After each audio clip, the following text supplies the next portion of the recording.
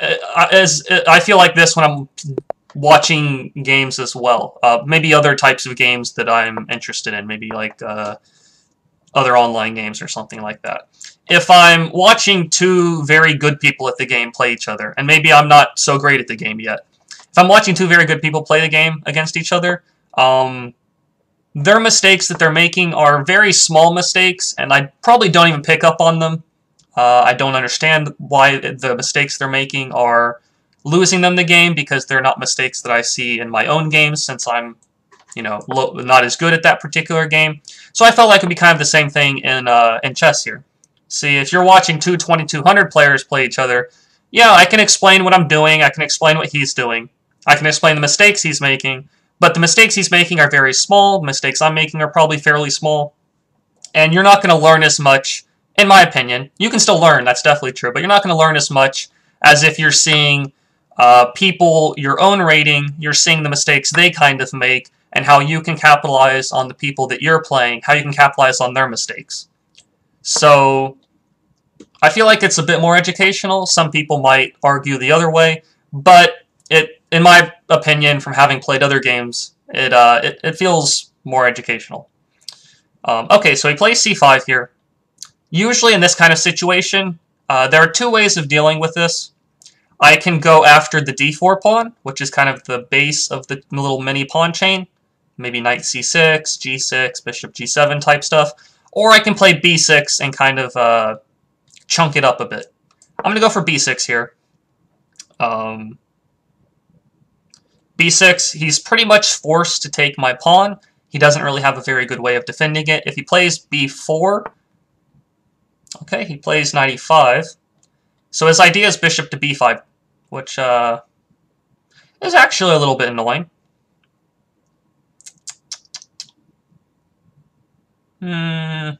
So if I take the pawn, he plays bishop b5, check, I play knight to d7. I don't think that's too big of an issue for myself. I don't think it's enough to be too worried about. It's a little bit uncomfortable, but I don't see a way for him to just outright win the game or anything like that. The definition of freelo. So we'll play knight d7, block out the check. Up a pawn at the moment. If he takes back, I'll play bishop takes. Queen a5 is sometimes an idea here. Forking the king and the bishop. He takes back, so I'll play bishop takes. I'll get castled next move is the idea. So we have a Magnus fan 100. So we'll see if he plays like Magnus Carlsen. I could play knight takes. I don't think there's anything wrong with that. There's also really nothing wrong with bishop takes, so let's just go with that. No need to move that knight backwards. We'll take with the queen. So let's get the point count. 1, 2, 3, 4, 5, 6. I'm up a pawn right now. And I just have to, figure out how to convert the game. I'm going to play h6 to keep the bishop off g5. That's a little bit of an annoying move. I wonder how many times he's going to be called a cheater in chat by these 1200s. I forgot to do it the past game or two. I'm going to type in the chat after the game's over and tell them my Twitch channel.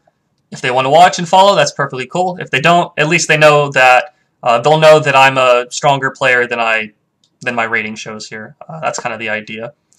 Alright, so I'm playing rook b8, putting pressure on the b2 pawn, which makes it hard for his bishop to develop, because then I'll just grab the pawn. He plays a3. Now, what might his idea be with a3? I think his idea is to play b4. Why else would he play that move? It doesn't seem to do anything else. So a3, he wants to play b4. Let's play rook over to c8.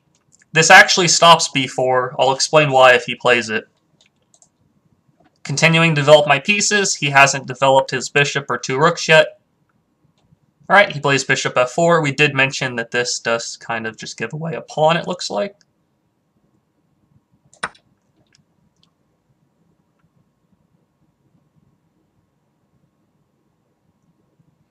So, looks like the pawn's pretty free. Up two pawns right now. So we'll see what what Magnus Fan 100 decides to do.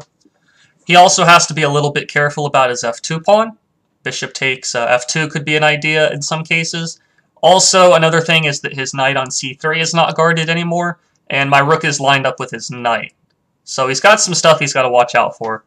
He plays rook b1,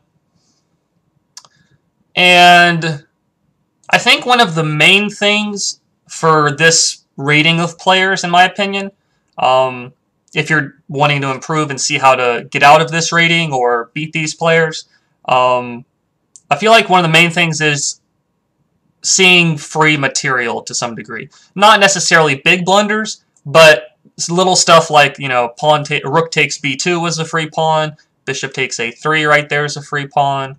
I've only won pawns so far, but I'm up 3 pawns, so that's pretty good. Now I'm just going to trade off the rooks there. Always want to trade pieces when you're ahead material for the most part. I'm going to retreat my bishop.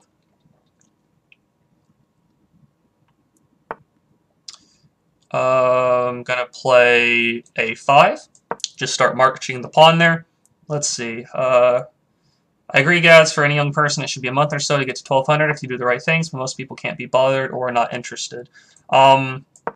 Improving in chess is really about, how would I say, some of the main things are just think about what you're doing, not in a, like, you know, I think you're playing moves that make absolutely no sense type way, but have a reason for every move you're making. Whether it's a good reason or not, at least at the start you want to have a reason. Do some tactics training, of course, to not just miss simple things like simple bishop takes free piece or stuff like that. Once you get, you know, a little bit better in those areas, let's play knight to d7 here. Maybe play knight c5 or something.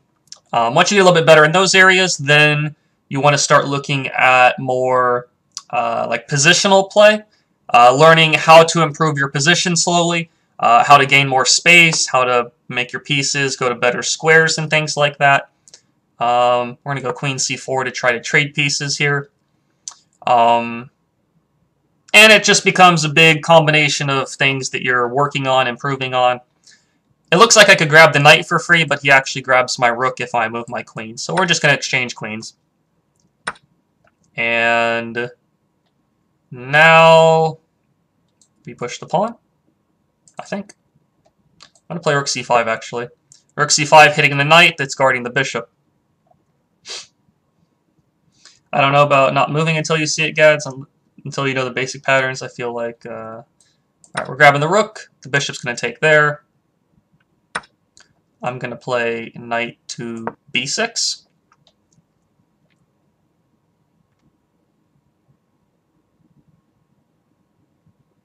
So I'm up, what, 3, 4, 5, 6. I'm up 3 pawns. My main goal at this point, keep this pawn defended and try to push it. That's all I'm trying to do at this point. Let's go rook to... let's go knight c4 first. Let's go a3, I guess. Keep pushing it. Let's go a2. Just keep going with it. He's going to play rook a1. Okay, I'm going to play a rook to b2 check. He goes there. Now I can actually just continue grabbing some material. So rook takes pawn. g4. Let's just go with... Let's go the simple way. We're just going to continue winning some pawns here. I'm giving up that pawn, which is true. f5. Let's check him. Play king f7. Knight c4. Check me. I'll go here. I'll go up here. Let's just continue with the push. Not too worried about that pawn right now.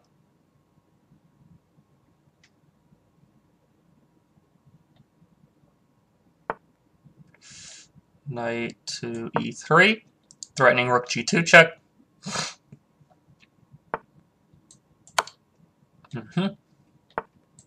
d4. I guess I'll take that. Let's go king here, threatening rook g1 mate or rook e2 mate. Let's move back over to f3 and do the same thing. Oh, wow. Okay, we gotta make sure we don't, gotta make sure we don't get stalemated. Oh, that's a little bit tricky. Alright, looks like he's actually going to pick up the knight. Whoops. Mistake there. Alright, king f3. Whoops. Make sure you don't get stalemated. Gotta make sure I don't forget about that. Alright, we're gonna go king f2. Probably f3 next move. f3. Let's retreat this guy to g5. Check him. King e2 next move. g2 would have been better, I guess. Let's go back here. f2. Let's just guard that pawn. King g2 next move. Make a queen.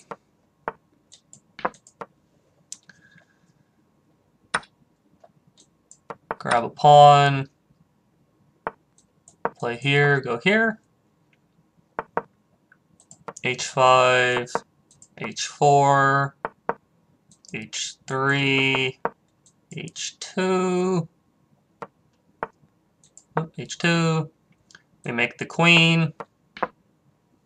And now it's just a matter of getting the checkmate without stalemating him. Let's play check here first. Bring the queen here. Check here. And we'll just staircase him. Check. Check. And rook b1. Checkmate. Okay, so good game, Magnus Fan 100. Let me let him know about the